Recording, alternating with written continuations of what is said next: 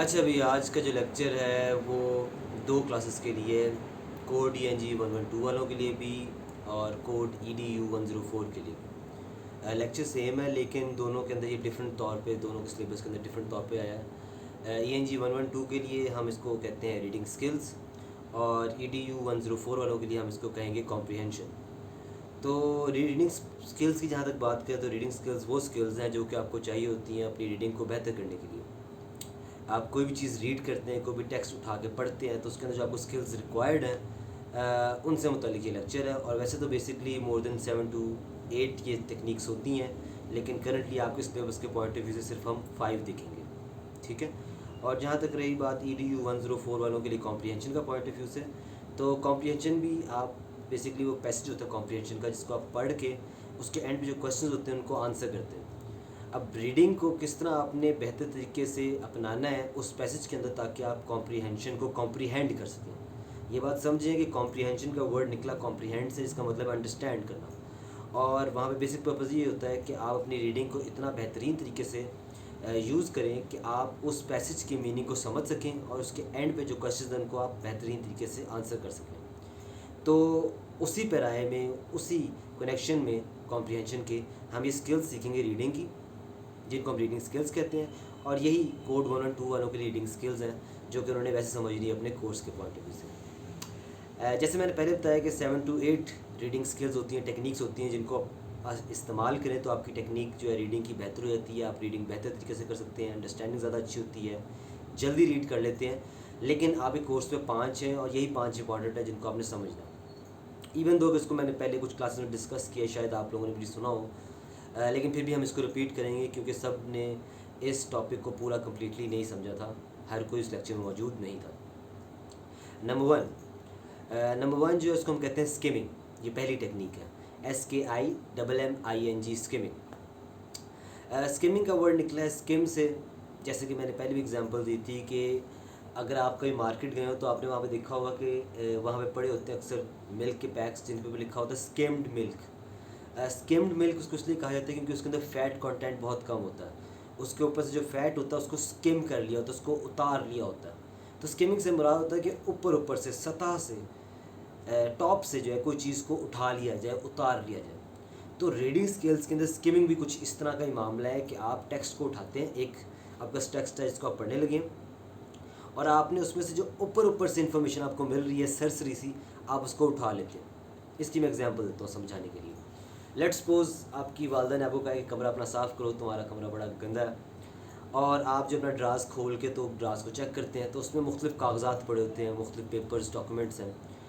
और ऑब्वियस सी बात है कि आप एक डॉक्यूमेंट को उठाएंगे तो आप उसको पूरे का पूरा A to Z नहीं पढ़ेंगे, पहले वर्ड से लास्ट वर्ड तक उसको नहीं पढ़ेंगे क्योंकि इतना टाइम भी नहीं है, इतनी आपको ज़रूरत भी नहीं है। आप कुछ वर्ड्स पढ़ेंगे, हेडिंग पढ़ेंगे, लाइंस एक दो देखेंगे with in a fraction of a second, और 1 या 2 सेकंड के अंदर आपको समझ आ जाएगी ये क्या पेपर है। अच्छा, ये मेरी रसीदें हैं बैंक की। अच्छा, ये मेरा ऐसे था जो मैंने 9th में लिखा था। अच्छा, ये वो सिलेबस है जो कि इंटर के अंदर मुझे मिला था। इस तरह आप एक नज़र दौड़ाते हैं सरसरी सी, तो आपको जो है अंदाज़ा हो जाता है कि ये क्या चीज़ है, किसके ऊपर टेक्स्ट है। इसको हम स्किमिंग कहते हैं कि सरसरी से किसी चीज़ को पढ़ लेना। The purpose of skimming is to actually in a limited way understand the general idea of the text. जो आइडिया का जनरल, जो टेक्स्ट का जनरल आइडिया ना, आपने उसको कॉम्प्रिहेंड करना है, उसको अंडरस्टैंड करना है कि जनरली आम तौर पे इस पैसेज के अंदर क्या बात हो रही है। क्लियर है? ये पॉइंट था स्किमिंग का। इसमें फर्दर एग्जांपल्स वगैरह मैं आपको in the form of text जो है बाद में मेल कर दूंगा या फिर आपको फाइल्स भेज दूंगा, लेकिन करंटली आइडिया होपफुली आपको समझ आ गया होगा। डेफिनेशन भी इसमें मैंने जो बीच में बोली है, ये जो मैंने बोली है ये लिख लें, या फिर आप ऐसा करें नेट पे आपको वैसे भी इसकी डायरेक्ट मिल जाएगी, आप वो भी यूज़ कर सकते हैं। अब ये बात समझ लें कि जो कोड 112 वाले हैं उनको इसकी डेफिनेशन वगैरह याद करने की ज़रूरत है, लेकिन जो कोड EDU 104 वाले हैं उनको उसकी डेफिनेशन याद करने की ज़रूरत नहीं, उनको बस एक कंसेप्ट समझने की ज़रूरत है। ये टेक्निक्स को इस्तेमाल करेंगे अपने कॉम्प्रिहेंशन के पैसेजेस के अंदर, कि पहले जब आपने कॉम्प्रिहेंशन पढ़ना है, टेक्स्ट पढ़ना है, तो पहले आप एक सरसरी से नज़र दौड़ाएंगे, ये स्टेप 1 होगा। अच्छा जी, सेकंड टेक्निक जो है रीडिंग स्किल्स के अंदर उसको हम कहते हैं स्कैनिंग। स्कैनिंग का वर्ड स्कैन से निकला, और स्कैन जैसे आपको पता है कंप्यूटर टर्मिनोलॉजी में अगर हम बात करें, जार्गन में बात करें, तो स्कैन का मकसद होता है कि एक कोई भी इमेज या टेक्स्ट है, ठीक है, और उस पर जो है एक लेज़र लाइट मूव करती है, उसके ऊपर गो थ्रू करती है और पूरे के पूरे टेक्स्ट को वो अंडरस्टैंड कर लेती है, उसमें से चीज़ें फाइंड कर लेती है। इसी की एक और एग्जांपल दूँ, लेट सपोज अगर आपके मोबाइल में या आपके लैपटॉप के अंदर एंटीवायरस कोई डाउनलोडेड है, तो आप ये देखेंगे कि उसके अंदर एक अक्सर औकात अलर्ट आती है कि लिखा होता है कि स्कैन योर कंप्यूटर और स्कैन योर सिस्टम। उस स्कैनिंग में आप क्या करते हैं कि आप उस पूरे सिस्टम को एक तरफ गो थ्रू करते हैं और उसमें देखते हैं चीदा पॉइंट्स को, ख़ास चीज़ों को, क्या क्या चीज़ें हैं जो इसमें फॉल्ट पैदा कर रही हैं, इसमें नुकसान पैदा कर रही हैं। ये होता है स्कैन करना। रीडिंग में स्कैनिंग क्या है? रीडिंग में स्कैनिंग ये है कि आप जो है ओवरऑल टेक्स्ट को पढ़ते हैं उसी तरह सरसरी तेज़ी से, लेकिन उसमें आप ख़ास जो वर्ड्स हैं ना उनको उठाते हैं, ठीक है, जिन्हें हम की वर्ड्स कहते हैं, और उन वर्ड्स के इर्द गिर्द जो टेक्स्ट होता है, जो सेंटेंस होते हैं, आप उनको पढ़ते हैं उस आइडिया को समझने के लिए। लेट्स सपोज एक टेक्स्ट आपके पास है, एक आर्टिकल है को एजुकेशन के ऊपर, उसमें को एजुकेशन का मतलब भी लिखा हुआ है, को एजुकेशन की हिस्ट्री भी लिखी हुई है, को एजुकेशन के सिस्टम के ऊपर भी लिखा हुआ है, उसके नुकसानात यानी डीमेरिट्स और उसके फ़ायदे मेरिट्स, इन सब पे बात हुई हुई है। लेकिन फॉर एग्ज़ाम्पल आपको जो है उसके डीमेरिट्स पे गौर करना है कि को एजुकेशन के नुकसानात क्या हैं। आप पूरा पैराग्राफ देखेंगे, पूरा पैसेज देखेंगे, ठीक है, और उसमें जहाँ पे आपको कीवर्ड डीमेरिट्स नज़र आएगा, ठीक है, आप उसको उठा लेंगे, उसको देखेंगे और उसके इर्द गिर्द वाला टेक्स्ट पढ़ लेंगे और आपको समझ आ जाएगा कि इससे पिछले सेंटेंस में, इस सेंटेंस में, उससे अगले सेंटेंस में जो बात हुई है ये डीमेरिट्स के बारे में बात कर रहा है कि को एजुकेशन के जो भी हैं। अगर आप वो उठा के उसको अंडरस्टैंड कर लेते हैं, कॉम्प्रीहेंड कर लेते हैं, बजाय ऐसे कि आप पूरा का पूरा पैसेज पढ़ें, तो आपका टाइम भी बचेगा और आपकी अंडरस्टैंडिंग भी बेहतर हो जाएगी। क्लियर ये बात? अब यहाँ पे ये सवाल उठता है कि इसमें और फिर स्किमिंग में फ़र्क क्या है, स्किमिंग और स्कैनिंग में। जहाँ पे स्किमिंग मैंने बताया था कि वो general perception of a text को एवेल्यूएट करता है, अंडरस्टैंड करता है, वैसे ही जो स्कैनिंग है वो जनरल परसेप्शन को नहीं लेता, वो स्पेसिफिक परसेप्शन को लेता है। इससे क्या मुराद है कि आपने पूरे टेक्स्ट का जनरल आइडिया लेने की कोशिश नहीं की, आपने उस टेक्स्ट के अंदर ख़ास फैक्ट्स, ख़ास फिगर्स, ख़ास स्टेटिस्टिक्स और ख़ास किस्म की जो इन्फॉर्मेशन थी आपने उसको फाइंड करने की कोशिश की, उसको स्कैन किया, you went through the whole text, you looked at the keywords that were required by you and then you tried to comprehend them in your own understanding। समझ आ गई इस बात की? ये है स्कैनिंग। थर्ड कॉन्सेप्ट जो है वो इसमें है स्पीड रीडिंग। अब स्पीड रीडिंग जो है, मैं फिर वही बात रिपीट करूँगा कि EDU 104 वाले जो हैं उनको ये डेफिनेशंस याद करने की ज़रूरत नहीं है, उनको कॉन्सेप्ट समझने की ज़रूरत है। जब वो कॉम्प्रीहेंशन करें तो पहले स्किमिंग करें, उसकी फिर उसकी स्कैनिंग करें। जब आपने किसी ख़ास क्वेश्चन का आंसर करना है तो फिर ख़ास जिसका पोर्शन है उसको उठा कर उसे आपने पढ़ना है। अच्छा जी, हम मूव ऑन करते हैं थर्ड पॉइंट की तरफ। थर्ड पॉइंट है स्पीड रीडिंग। स्पीड रीडिंग क्या है? स्पीड रीडिंग जैसे कि नाम बता रहा है आपको, कोई रीडिंग का प्रोसेस जो आपने स्पीडली करना है, क्विकली करना है, फास्टली करना है, कि किस तरह आप अपनी जो है रीडिंग की स्पीड को बढ़ा सकते हैं, ठीक है। The method by which we can increase our reading speed is called speed reading. Okay, simple as that. इसके अंदर 3 टेक्निक्स है फर्दर, स्पीड रीडिंग के अंदर फर्दर 3 टाइप्स हैं। अगर आप ये 3 चीज़ें कर लेते हैं तो आपकी रीडिंग की स्पीड जो है बढ़ जाएगी। नंबर 1, रेड्यूस सब वोकलाइजेशन। सब वोकलाइजेशन क्या है? सब वोकलाइजेशन निकला है वर्ड वोकलाइजेशन से, और वोकलाइजेशन निकला है वोकल से। वोकल कहते हैं बोलने को, VOCAL वोकल, VOCALIZATION वोकलाइजेशन। और सब वोकलाइजेशन से मुराद है, लेट्स सपोज जब आप कुरान पढ़ते हैं या अपने वालिदैन को आप देखते हैं कि वो कोई तस्बीह कर रहे हैं, नमाज़ पढ़ रहे हैं, तो आप उनको बोलते हुए महसूस करेंगे कि जब वो दिल में कुरान पढ़ रहे हैं तो उनके होंठ हिल रहे हैं और उनकी ज़बान भी हिल रही है। इसे कहते हैं सब वोकलाइजेशन। सब वोकलाइजेशन होती है कि जब किसी भी रीडिंग के प्रोसेस के थ्रू आपकी आवाज़ बाहर सुनाई ना दे रही हो, लेकिन आप अपने जो ऑर्गन्स हैं उनको यूज़ करें, जैसे अपनी ज़बान को, अपने होंठों को, इसे सब वोकलाइजेशन कहते हैं। अभी आप ये वीडियो पॉज करें और कोई भी टेक्स्ट उठा के, अखबार, मैगज़ीन या कोई भी अपनी टेक्स्ट बुक उठा के एक पैराग्राफ को रीड करें। उसको रीड करते हुए गौर करें कि क्या जब मैं इसको रीड कर रहा हूँ या मैं कर रही हूँ इसको रीड, तो क्या उस दौरान मेरे होंठ हिल रहे हैं कि नहीं हिल रहे, क्या मेरी ज़बान हिल रही है कि नहीं हिल रही, इवन दो कि मैं दिल में इसको पढ़ रहा हूँ। क्लियर? इसे सब वोकलाइजेशन कहते हैं। अगर आपने अपनी स्पीड बढ़ानी रीडिंग की तो अवॉइड सब वोकलाइजेशन, आप ये काम छोड़ दें। इससे मुराद क्या है कि जब आप रीड करें दिल के अंदर तो अपने होंठों को हिलाना और अपनी ज़बान की मूवमेंट जो है इसको छोड़ दें और उसको वैसे ही डायरेक्टली रीड करें। जब आप डायरेक्टली रीड करेंगे, उसके ऊपर गो थ्रू करेंगे टेक्स्ट के ऊपर, तो आपको क्या फ़ील होगा कि आपकी स्पीड बढ़ गई रीडिंग की। इसको आप खुद ट्राई करेंगे, आपको इसका अंदाज़ा होगा। आप पहले पढ़ें दिल में अपने होंठों और ज़ुबान का इस्तेमाल करते हुए, और सेकंड रीडिंग करें वही दिल में, लेकिन इस दफ़ा कोशिश करें कि मेरी ज़ुबान ना हिले और मेरे होंठ ना हिले। ऑब्वियसली ह्यूमन नेचर है कि आपकी कोशिश होगी और आप दोबारा जो है उस तरफ बढ़ेंगे और आप दोबारा जो है उसकी तरफ, यानी दोबारा आप सब वोकलाइजेशन करना शुरू हो जाएंगे। ह्यूमन नेचर है, इसके लिए प्रैक्टिस चाहिए, बार बार करेंगे तो ये चीज़ रिड्यूस होगी। लेकिन आपको फील होगा कि जैसे आप टेक्स्ट के ऊपर फ्लोट करते हुए जा रहे हैं, जैसे कि वो जो आपकी ज़बान और आपके जो होंठ थे वो एक हिंड्रेंस थी, वो एक रुकावट थी आपकी फुल कैपेबिलिटी ऑफ रीडिंग के दरमियान में। इसकी एग्जांपल मैंने पहले भी दी थी लड़कों के लिए समझाने के लिए कि अगर आप कभी कभी बाइक चला रहे होते हैं या गाड़ी चला रहे होते हैं तो आपको फील होता है कि आप बाइक को ज़्यादा पुश करना चाह रहे हैं, लेकिन मशीन जो बाइक है वो आपका साथ नहीं दे रही। आपकी इंस्टिंक्ट तेज़ होती है, मशीन की इंस्टिंक्ट तेज़ नहीं होती। लाइकवाइज अगर आप टाइपिंग कर रहे हैं मोबाइल पे, आपके हाथ जल्दी मूव करें लेकिन जो टेक्स्ट स्क्रीन पर नज़र आ रहा है वो लेट नज़र आ रहा है, क्योंकि मशीन आपका साथ नहीं दे पा रही। You are faster than the machine. यही सब वोकलाइजेशन का कॉन्सेप्ट है कि आपकी मशीन, आपके होंठ और जो लिप्स हैं, आपके होंठ और जो आपकी टंग है, वो साथ नहीं दे पा रहे आपके माइंड का, जो कि इंस्टिंक्टिवली ज़्यादा तेज़ है। इस वजह से क्या होता है कि आपके माइंड को अपने आप को लिमिट करना पड़ता है आपके होंठों तक और आपके ज़बान तक, और इसकी स्पीड स्लो हो जाती है। लेकिन जब आप ये इनके शक्ल से आज़ाद हो जाते हैं, इन दोनों ऑर्गन से आज़ाद हो जाते हैं और डायरेक्टली माइंड से पढ़ रहे होते हैं, तो आपकी स्पीड खुद ब खुद बढ़ जाती है। तो पहला पॉइंट हो गया स्पीड रीडिंग के अंदर सब वोकलाइजेशन को अवॉइड करें। Second point chunking. चंकिंग क्या है? चंकिंग वर्ड निकला चंक से, चंक कहते हैं टुकड़े को।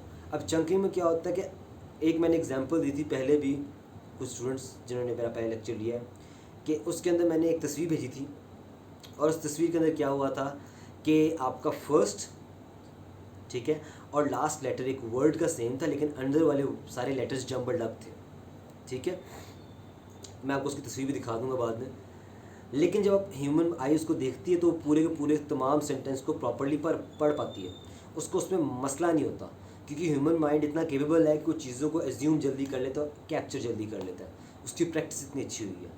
लेकिन इस तरह ही है कि फॉर एग्जांपल आप एक वर्ड का पहला लेटर पढ़ते हैं, आखिरी लेटर पढ़ते हैं, आपको समझ आई थी कौन सा लेटर, कौन सा वर्ड है, और आप अगले वर्ड की तरफ बढ़ जाते हैं। ये चंकिंग है on the level of a single word.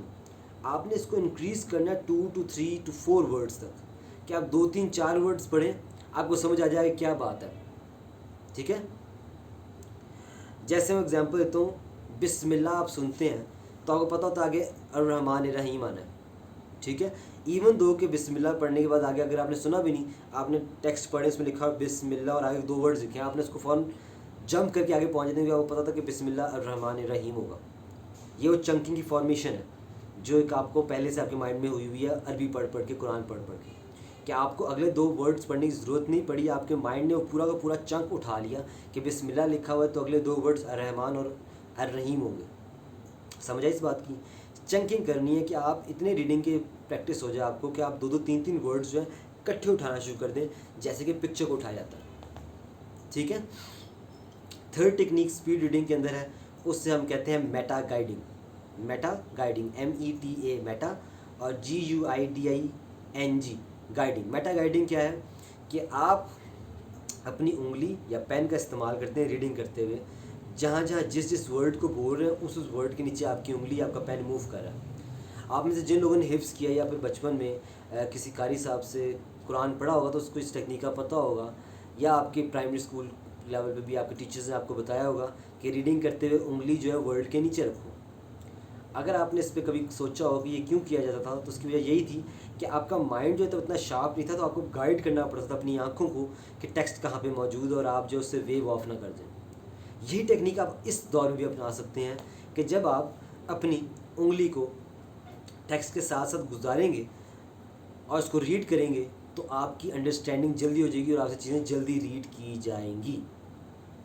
ये एक नोन फैक्ट है साइकोलॉजिकली भी, ठीक है, और लिंग्विस्टिक्स ने भी इसकी तमाम टेक्निक्स को रिसर्च करके, एक्सपेरिमेंटेशन करके तो इस नतीजे पहुँचे कि ये हेल्प करती है जल्दी रीडिंग को करने में और चीज़ों को जल्दी कॉम्प्रिहेंड करने में। एक बात समझ लें कि आपने कोई भी इंफॉर्मेशन जो लेनी है, ठीक है, ख़ास तौर पे जो रिटन फॉर्म में है, उसमें आप जितनी ज़्यादा सेंसेस का इस्तेमाल करेंगे उतनी ज़्यादा आपको इन्फॉर्मेशन जल्दी मिलेगी। आप लोग पहले जूम पे लेक्चर ले रहे थे मेरे से, उसमें वीडियो ऑन नहीं थी, सिर्फ आपको ऑडियो सुनाई दे रही थी, लेकिन आपको लग रहा था कि आपको लेक्चर कितनी समझ नहीं आ रही बनिस्बत तब कि जब आप वीडियो फॉर्म में मेरे से लेक्चर सुनते थे या फिर इन पर्सन सुनते थे। ये वही वजह है कि जितनी ज़्यादा सेंसेस आपकी इंडल्ज हो रही हैं, इन्वॉल्व हो रही हैं लर्निंग के प्रोसेस में, उतना आपके लिए आसान हो रहा है उस चीज़ को समझने के लिए। जब आप सिर्फ सुन रहे हैं तो आप समझ रहे हैं, लेकिन उतनी ज़्यादा अंडरस्टैंडिंग नहीं आ रही। जब आप साथ में देख भी रहे हैं मेरी लिप्स की मूवमेंट को, मेरी बॉडी लैंग्वेज को, तो आपको ज़्यादा आसानी हो रही है उस चीज़ को अंडरस्टैंड करने को, कॉन्सेप्ट को अंडरस्टैंड करने को। ठीक है, सुन भी रहे हैं आप और आप देख भी रहे हैं। लेट्स सपोज नीचे टेक्स्ट लिखा आ रहा हो तो मैं जो जो अल्फाज बोल रहा हूँ उनकी सबटाइटल्स आ रहे हैं, तो अगर आप रीड करेंगे तो आपको और आसानी होगी। अगर उस रीडिंग के दौरान आप उस टेक्स्ट के नीचे उंगली रखेंगे तो आपकी आसानी का लेवल और बढ़ जाएगा। तो मेटा गाइडिंग यही है कि आप टेक्स्ट की साथ साथ अपनी पेन या उंगली को मूव करें ताकि आपकी बेटर अंडरस्टैंडिंग हो सके टेक्स्ट की। तो यह है स्पीड रीडिंग। यहाँ तक अभी 3 टेक्निक्स हो गई हैं किस तरह आप पैसेज को जल्दी पढ़ सकते हैं और बेहतर और एफिशिएंट तरीके से पढ़ सकते हैं। Moving on to the 4th point, active reading. अब जो एक्टिव रीडिंग है, एक्टिव रीडिंग जो है जैसे कि नाम बता रहा है कि आपने रीडिंग एक्टिव वे में करनी है। आपने तमाम आइडियाज़ को समझना है, उनको लीव नहीं करना, कोई मिस नहीं करना। एक्टिव रीडिंग के अंदर आपने इस बात का ध्यान रखना है कि बेसिकली क्या होगा, आप एक टेक्स्ट को पकड़ते हैं, आप उसको रीड करें, ठीक है, स्किमिंग स्कैनिंग करने के बाद, ठीक है, स्पीड रीडिंग का प्रोसेस भी चल रहा है, आप उसको रीड कर रहे हैं। उस दौरान आपने क्या किया कि जो की वर्ड्स थे, जो इंपॉर्टेंट वर्ड्स थे, आपने उनको हाईलाइट कर दिया। ये पहला स्टेप है, आप हाईलाइट करो की वर्ड्स को। अब इससे मुराद ये नहीं है कि आप पूरे पूरे पेज को हाईलाइट कर दो, क्योंकि अक्सर स्टूडेंट में मैंने ये मसला देखा है कि वो हाईलाइट करना शुरू करते हैं, 1-2 वर्ड करने के बजाय पूरे पूरे फ्रेज पे, पूरे पूरे सेंटेंस और कभी कभी पूरे पूरे पैराग्राफ कर देते हैं। तो हाईलाइट का जो प्रोसेस है वो अपनी वक़्त खो देता है। हाईलाइट में हमें सिर्फ की वर्ड्स को हाईलाइट करना है जिनको आपको पता है कि आप भूल रहे हो। ठीक है, बार बार रीड करो, जिनको इवन देन आप भूल रहे हो, या फिर आपने एक स्ट्रक्चर बना लेना माइंड में कि पहले मैं बात करता हूँ को एजुकेशन के कॉन्सेप्ट पे, फिर मैं बात करूँ को एजुकेशन के फ़ायदों पे, उसके ये 3 फ़ायदे, उन 3 फ़ायदों को हाईलाइट कर लो। फिर उसके ये नुकसान हैं, 4 नुकसान हैं, उन 4 नुकसान को हाईलाइट कर लो। फिर पाकिस्तान के अंदर ये सिस्टम किस तरह चल रहा है उसके जो एलिमेंट्स हैं उनको हाईलाइट कर लो। ये तरीका कार होता है हाईलाइटिंग का। पहला स्टेप एक्टिव रीडिंग के अंदर क्या हो गया, हाईलाइटिंग। सेकंड स्टेप क्या है कि आप हर पैराग्राफ के साइड पे जो मार्जिन्स होते हैं, जो हाशिए होते हैं, उनके अंदर आप फुट नोट्स बना लो, उनके अंदर आप डिटेल लिख लो। फॉर एग्जांपल यहाँ पे फ़ायदे लिखे हैं तो यहाँ पर साइड लिखो 3 मेरिट्स। आपको पता हो कि इस पैराग्राफ में 3 मेरिट्स पे बात हुई है। वो 3 मेरिट्स के बजाय पूरी पूरी डिटेल लिखने के लिए 1 वर्ड के अंदर एक मेरिट बता दो। ठीक है, कॉन्फिडेंस बिल्डिंग एक फ़ायदा हो गया। ठीक है, सेविंग रिसोर्सेज का बचना। ठीक है, और इस तरह मुख्तलिफ फ़ायदे उनको एक पॉइंट्स में, एक वर्ड में लिख लो ताकि आपको डायरेक्ट एक नज़र में अंदाज़ा हो जाए कि क्या बात हो रही है इस पैराग्राफ के अंदर। हो गई ये चीज़, हाईलाइट कर दिया आपने, और फिर आपने इसकी गाइडलाइंस में हाशियों में ये चीज़ लिख दी। फिर थर्ड काम करना आपने कि उसको आप रीड करो और जिन वर्ड्स का मीनिंग आपको नहीं पता उनको अंडरलाइन करके या फिर उनको जहन में रख के उनको साइड पे लिख लो। पैसेज ख़त्म करने के बाद उन वर्ड्स के मीनिंग देखो। जब उन वर्ड्स के मीनिंग समझ में आ जाए फिर दोबारा पैसेज को रीड करो और देखो क्या अब वर्ड के मीनिंग्स जानने के बाद मेरी कॉम्प्रिहेंशन इस टेक्स्ट की बेहतर हुई है कि नहीं हुई है। तो ये थर्ड स्टेप है फाइंडिंग मीनिंग। फोर्थ, ये वेरी कर सकते हैं, इससे ज़्यादा स्टेप्स भी हैं, इससे कम भी हैं, डिफरेंट भी हैं। ये कुछ बेसिक जो मैं बता रहा हूँ, ठीक है। इसके अलावा भी आपको कोई मिलते तो आप लिख सकते हैं, इनमें से कोई लेस होकर कोई और आप ऐड करते हैं वो भी ठीक है, क्योंकि ये जो है कोई फिक्स्ड रूल नहीं है, लेकिन मेजॉरिटी कुछ मेजर रूल्स हैं जो आपको मैं बता रहा हूँ। उसके बाद एक्टिव रीडिंग में इस बात का ध्यान रखना है कि जब आपने चीज़ पढ़ ली है तो फिर आप अपने टेक्स्ट को बंद करें, एक अलग पेज को उठाएं और उस पेज के ऊपर जो है आपने जो आइडियाज़ और जो कॉन्सेप्ट समझे हैं उनको लिख के देखें कि आपको कितने याद हैं। जब आपको याद ना रहे तो फिर आप दोबारा जो है उसके अंदर जाएं और उसको दोबारा रीड करें जो पॉइंट्स मिस हो गए। ठीक है, जो पॉइंट्स मिस हो गए हैं फिर आप उनको जो है दोबारा रीड करेंगे और इस तरह आपकी रेपिटिशन से वो चीज़ बेहतर हो जाएगी। तकरीबन ये एक्टिव रीडिंग है। अब हम चलते हैं अपने 5th पॉइंट पे, जिसको हम कहते हैं डिटेल रीडिंग। अब डिटेल रीडिंग में और एक्टिव रीडिंग में एज सच जो मोस्टली ग्रामेरियंस और जो लिंग्विस्ट्स हैं वो कोई ख़ास डिफरेंस पैदा नहीं करते। ठीक है, इसमें स्लाइड से डिफरेंस है, 1-2 पॉइंट्स का बस डिफरेंस है। बस ये है कि पर्पस दोनों में डिफरेंट था। एक्टिव रीडिंग का पर्पज़ ये है कि आप एक्टिवली हर एक चीज़ को अंडरस्टैंड करें, आप किसी चीज़ को मिस ना करें, ये एक्टिव रीडिंग का पर्पज़ है। डिटेल रीडिंग का पर्पज़ ये है कि आप कोई पॉइंट मिस ना करें, आप टेक्स्ट का ईच एंड एवरी पोर्शन पढ़ें, उसकी हर डिटेल को पढ़ें। मैं दोबारा रिपीट करता हूँ, एक्टिव रीडिंग का मकसद क्या है कि आप एक्टिवली चीज़ों को अंडरस्टैंड करें। डिटेल रीडिंग का मकसद क्या है कि आप पूरे के पूरे टेक्स्ट को पढ़ें, कोई पॉइंट मिस ना करें और हर एक के अंदर जो है आइडियाज़ को, मीनिंग्स को समझ के आगे चलें। ठीक है। जहाँ एक्टिव रीडिंग के अंदर एवेल्यूएशन का मामला था, एवेल्यूएशन का मामला क्या था कि आपने कोई चीज़ पढ़ी, ठीक है, और उसको ही आगे आपने लिख दिया दोबारा बग़ैर देखे, समझने के लिए अपने आप को एवेल्यूएट किया आपने कि मुझे इसकी कितनी समझ आई है, ये एक्टिव रीडिंग है। On the other hand detail reading में आप एवेल्यूएशन से ज़्यादा क्या करते हैं, आप ये चीज़ को एनालाइज करते हैं कि इधर जो पॉइंट्स दिए हुए हैं इसके अलावा क्या पॉइंट्स हो सकते हैं। रीडिंग तो मैंने कर ली डिटेल्ड, एक पॉइंट को देख लिया, फैक्ट्स एंड फिगर्स भी याद कर लिए, इसमें क्या चीज़ हो सकती है जो मेरे माइंड में आ रही है एनालिसिस करते हुए। तो ये फ़र्क है सिर्फ एक्टिव रीडिंग में और डिटेल रीडिंग में। ठीक है। इसके अलावा हमारा लेक्चर जो है यहाँ पर तकरीबन ख़त्म हो गया, और कोई चीज़ इसमें टॉपिक जो है पॉइंट नहीं है। इसके कुछ पॉइंट्स जो आपको समझ नहीं है उससे मुतल्लिक हम दोबारा बात जो है वो कर लेंगे अगले लेक्चर में। आप लोगों को जो क्वेश्चंस होंगे वो आप मेरे से नेक्स्ट जूम क्लास के अंदर मेरे से पूछ सकते हैं। In the meantime I would advise कि आप लोग अपनी जो आज की अटेंडेंस है इसी वीडियो के कमेंट्स के अंदर नीचे लिख देना। उसका प्रोसीजर ये होगा कि शुरू में आपका रोल नंबर होगा, फिर डैश, फिर आपका होगा जौन सा भी सेमेस्टर है, ठीक है, जौन सा भी आपका डिपार्टमेंट उसको मेंशन करेंगे, फिर आप डैश डालेंगे और फिर आप मेंशन करेंगे अपना नाम, ठीक है। और डिपार्टमेंट और रोल नंबर और नाम, ये तीनों चीज़ें बहुत इंपॉर्टेंट है ताकि मैं अंदाज़ा लगा सकूँ कि आप कौन से डिपार्टमेंट से और आप लोगों का मिक्स ना हो। यहाँ पे बेसिक जो टेक्निक्स ख़त्म हो गई हैं। दोनों को क्लासेस को मैं डिफरेंट तरीके से बता दूँगा, आपने इसको हैंडल किस तरह करना है, पेपर में किस अंदाज में आएगा। इसमें और डिटेल से बात हो सकती है। जूम की क्लास में डिटेल से बात की है मैंने कोड ENG 112 वालों के लिए, ठीक है। ये उसके लिए उनके लिए एक समराइज्ड फॉर्म है उस लेक्चर की, जो 3 लेक्चर्स हमने दिए थे। क्योंकि कुछ स्टूडेंट्स को मसला आ रहा था, उनको इस कॉन्सेप्ट की समझ नहीं आ रही थी, तो इसलिए मैंने इसको रेपिटेशन कर दी कि, और कुछ पॉइंट्स में ऐड भी हुए हैं। तो उनके लिए तो जो डिटेल है वो पहले लेक्चर में दे चुका हूँ, ठीक है। आप उन लेक्चर्स पे गौर करें तो आपको याद आ जाएगी जो आपने चीज़ नोट की हैं। जिन स्टूडेंट्स ने नहीं नोट की वो अपने क्लास फेलो से ले लें, तो उनको वो नोट्स में से चीज़ें मिल जाएंगी। डेफिनेशंस प्रॉपर लिखवाई है मैंने, ठीक है। और अगर आप चाहें तो नेट से भी डेफिनेशन उठा सकते हैं, क्योंकि आप BS लेवल पे हैं तो आपको ये अब आज़ादी हासिल है कि आपको फिक्स नोट से पढ़ने की ज़रूरत नहीं है। तो उनके मामला तो ये हो गया, ठीक है।